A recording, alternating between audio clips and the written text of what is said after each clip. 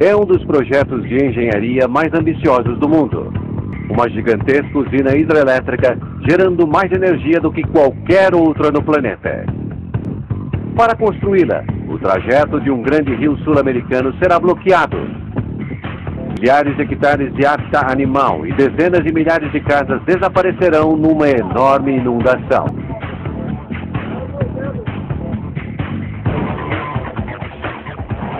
$40 mil operários vão enfrentar temperaturas escaldantes, a ameaça constante de grandes inundações e catástrofes em potencial. Seria necessário 7 longos anos para construir a usina de Itaipu, a um custo enorme.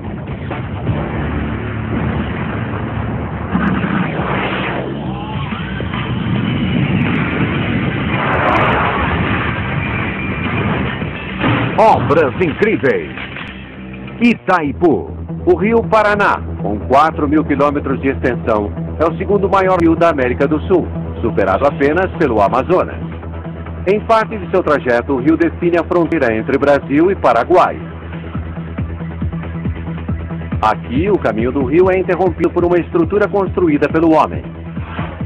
A usina de Itaipu é a maior usina hidrelétrica do mundo, produzindo 90 mil gigawatts todos os anos, o suficiente para abastecer a cidade de Londres durante 3 anos.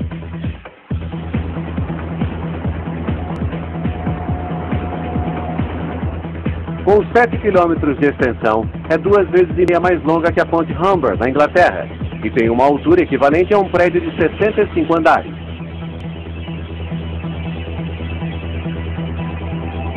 Ela retém uma quantidade de água 950 vezes o tamanho de Hyde Park, em Londres. E a água cai pela barragem como uma gigantesca cachoeira artificial para produzir eletricidade. Mas foram necessários um exército de 40 mil operários e $20 bilhões para construir essa estrutura monstruosa, um custo quase 50 vezes maior que o da barragem Hoover. Itaipu está em um dos recantos mais remotos do planeta. Então, por que a mais ambiciosa e poderosa usina do mundo foi construída aqui? Nos anos 60, o Brasil está prosperando. A economia cresce 10% ao ano e a população se multiplica.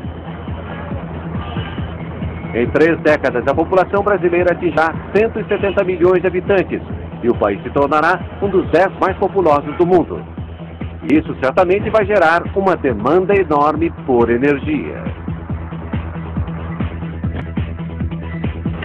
O governo precisa encontrar, então, uma forma de atender à futura demanda energética da população ou haverá uma crise econômica. O país não tem petróleo e gás suficientes para evitar uma crise energética e não há dinheiro suficiente para importar combustíveis. Alguém, então, tem uma grande ideia. Por que não usar um recurso natural abundante e gratuito? A água. 10% de toda a água doce do mundo está no Brasil. Seus 40 mil quilômetros de rios podem dar a volta no planeta. Se a água puder ser utilizada pela tecnologia hidrelétrica, a demanda de energia seria atendida sem a necessidade de importação de combustíveis. O Brasil pensa alto. O governo quer fazer uma usina que supra grande parte das necessidades energéticas do país. Não seria fácil encontrar o local ideal para uma usina tão grande. O rio precisaria de um volume de água grande o bastante para produzir a energia necessária. O rio deveria fluir por margens estreitas e ter um leito rochoso forte o bastante para suportar o peso de uma barragem. Este é o local mais óbvio. O rio Iguaçu alimenta uma das maiores quedas d'água no Brasil, mas tem somente 1/8 da água necessária para a grande usina. Um a um, engenheiros verificam outros 50 locais. Finalmente, o lugar perfeito é encontrado. O rio Paná é o 7º maior do mundo e tem um volume d'água 4 vezes maior que o rio Colorado nos Estados Unidos. Em um local chamado Itaipu, o rio flui através de uma profunda garganta submersa. Levantamentos geológicos confirmam que o leito é capaz de suportar um enorme peso. Para os engenheiros, é perfeito. Mas há um grande obstáculo.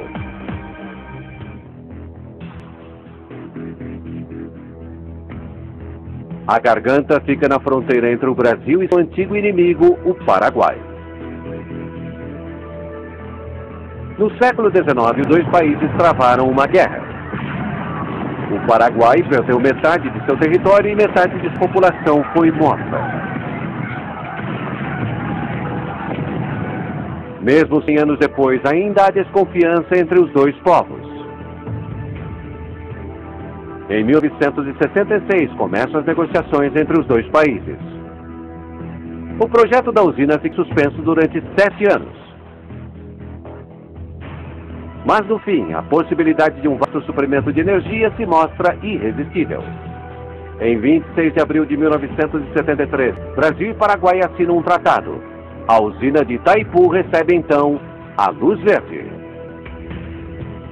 Se tudo for como planejado, esse projeto vai superar alguns dos maiores projetos de barragem do mundo. A usina será 18 vezes mais longa que a barragem Hoover e 9 vezes mais pesada. Mas, acima de tudo, produzirá 6 vezes mais eletricidade.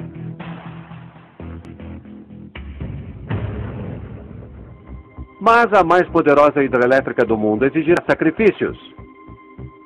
O bloqueio do rio Paraná vai criar um enorme reservatório para alimentar as turbinas elétricas. Mas também vai submergir o vale do rio sob 100 metros de água. Uma vasta área agrícola e de floresta será inundada para alimentar a usina. Dezenas de milhares de pessoas perderão seus lares.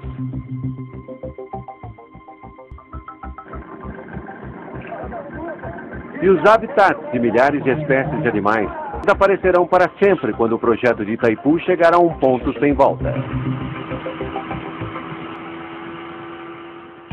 Um enorme canal será escavado através da margem rochosa. Sua função será desviar temporariamente o rio do canteiro de obras da usina.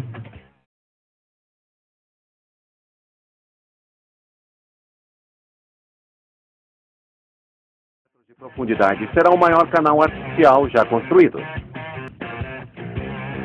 Se a construção falhar, todo o projeto estará condenado.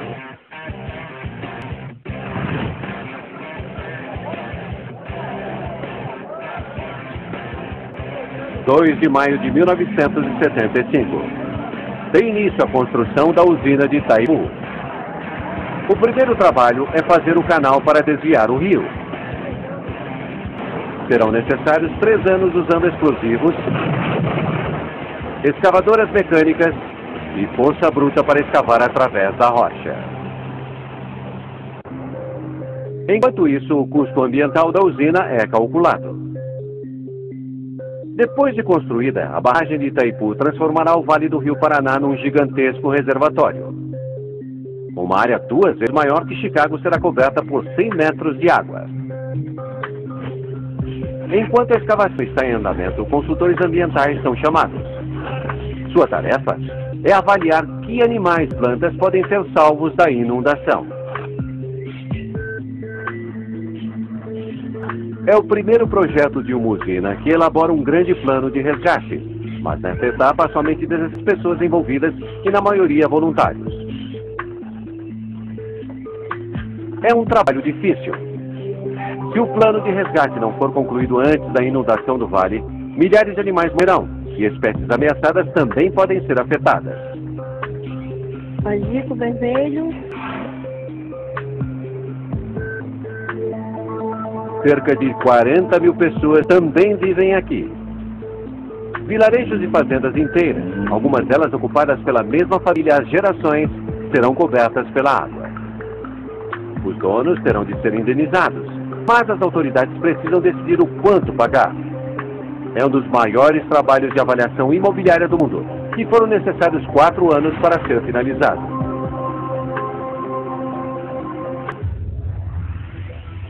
3 anos após o início das escavações, os engenheiros estão prontos para demolir os selos de concreto do canal e dar um novo rumo ao Rio Paraná. 8 da manhã de 20 de outubro de 1978. Cargas de dinamite são colocadas nas 2 extremidades do canal. Se a explosão danificar o canal, o projeto sofrerá um atraso de anos.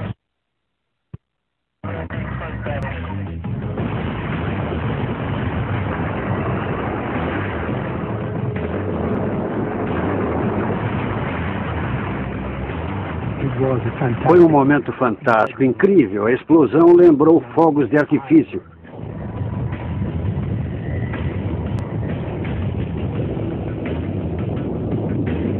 O poderoso Rio Paraná invade seu novo caminho. Foi um enorme feito. Os engenheiros de Itaipu haviam alterado o trajeto de um dos maiores rios da América do Sul. A avaliação das casas, fazendas e terras que serão inundadas está finalmente terminada. As autoridades ficam sabendo que antes de submergirem a área, terão de desapropriar 8.500 casas e fazendas. O custo será de $500 bilhão, sem contar os 20 bilhões que serão gastos na construção da usina. A maior parte das indenizações é aceita, mas alguns proprietários decidem recorrer ao Poder Judiciário.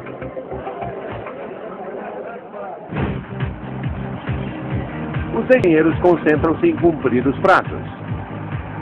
Eles precisam de mais operários, um exército deles. Mas o Vale do Paraná é remoto e pouco habitado. Sua única cidade, Foz do Iguaçu, é um pequeno assentamento fronteiriço.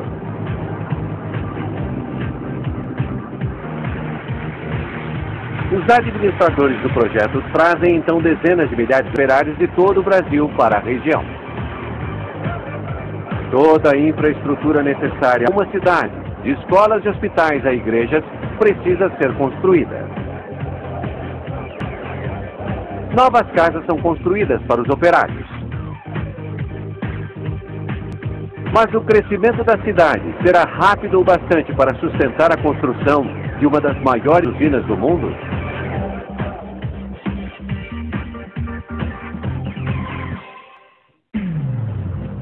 Todas as barragens são capazes de uma coisa: resistir à pressão da água no reservatório atrás delas. Quando a geografia permite, a barragem pode ser um simples muro ancorado nas rochas ao redor. Mas o terreno em torno de Itaipu não permite esse recurso, e a barragem terá de contar somente com seu próprio peso. Os engenheiros chamam isso de barragem de gravidade. A ideia é fazer uma estrutura tão pesada que a água não consiga movê-la. Para funcionar, a barragem terá de pesar 61 milhões de toneladas. Mas a barragem só será boa se boa for sua fundação. Qualquer fraqueza poderá causar um desabamento, por isso um leito rochoso forte é fundamental. Um levantamento detalhado mostra que as fundações são sólidas. Além disso, os engenheiros têm uma ideia que poupará dinheiro.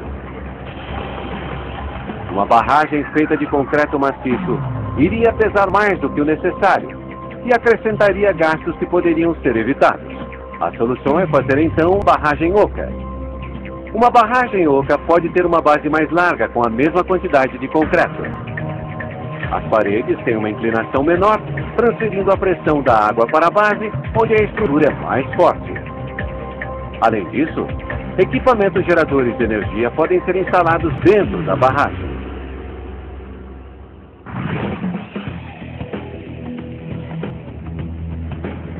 Junho de 1979. Os preparativos para a barragem principal estão em andamento e tudo está indo bem.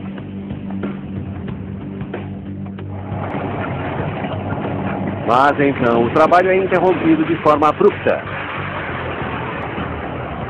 Há um problema com o leito.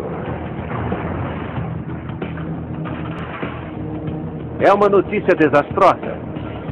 Embora o levantamento geológico tenha confirmado a qualidade do leito, os engenheiros encontram uma camada de rocha fraca, como um dente podre a 20 metros de profundidade.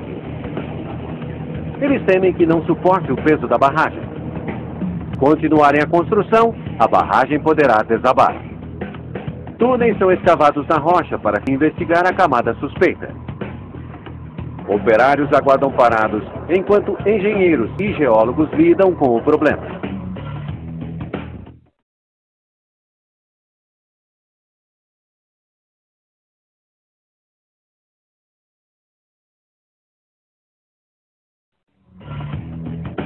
Como se fossem dentistas, os engenheiros vão perfurar a rocha problemática e preenchê-la com concreto de alta resistência. O problema será resolvido, mas o trabalho extra levará meses e acrescentará 20 milhões de dólares ao orçamento. Ao mesmo tempo, o trabalho nas paredes centrais da barragem continua.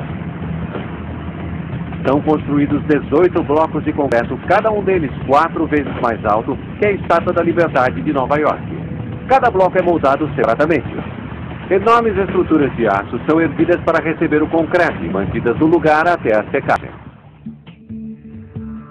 Com a construção chegando ao fim, ambientalistas se concentram em retirar a vida selvagem. Eles esperam salvar 30 mil animais, levando-os a novas áreas ou santuários. O objetivo é resgatar o maior número de animais possível antes da inundação.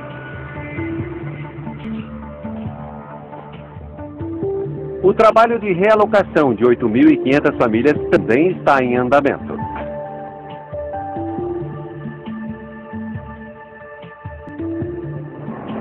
Indenizações são acertadas em longas negociações ou judicialmente. Alguns recebem dinheiro, outros uma propriedade similar em outro local.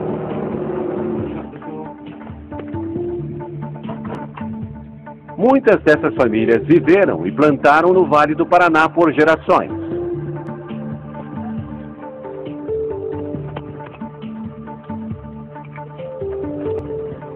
É um momento desolador quando deixam seus lares para sempre. Outubro de 1982. 7 anos após o início da construção, chega o grande dia. As enormes comportas do canal que faz o desvio do rio são fechadas.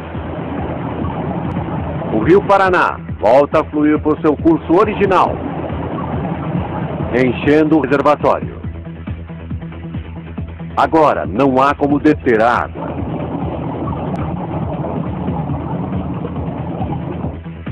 À medida que a água sobe, uma pressão cada vez maior é aplicada nas enormes muralhas de concreto. O reservatório levará 14 dias para encher até sua profundidade final de 100 metros. À medida que o nível da água sobe, pequenas ilhas de terra se destacam na superfície. Em poucas horas, elas desaparecerão para sempre.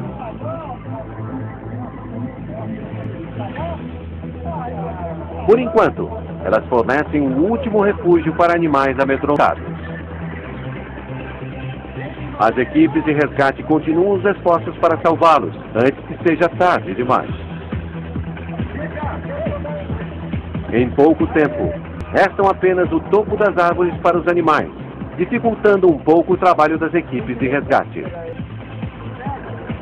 Apesar de alguns arranhões e mordidas, os resgatadores conseguem escapar relativamente ilesos.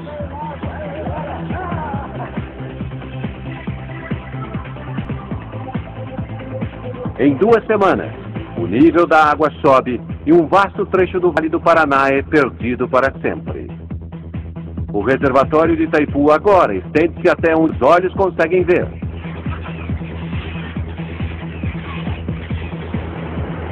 Ao longo dos 9 anos seguintes é realizada a etapa final de Itaipu. Com a barragem terminada, tem início os trabalhos na usina hidrelétrica. São erguidos 18 tubos gigantes para direcionar a água às turbinas, cada um deles com a altura de um prédio de 30 andares. As turbinas pesam 800 toneladas, o equivalente a 2 aviões jumbo. São tão grandes que foram fabricados veículos especiais para transportá-las.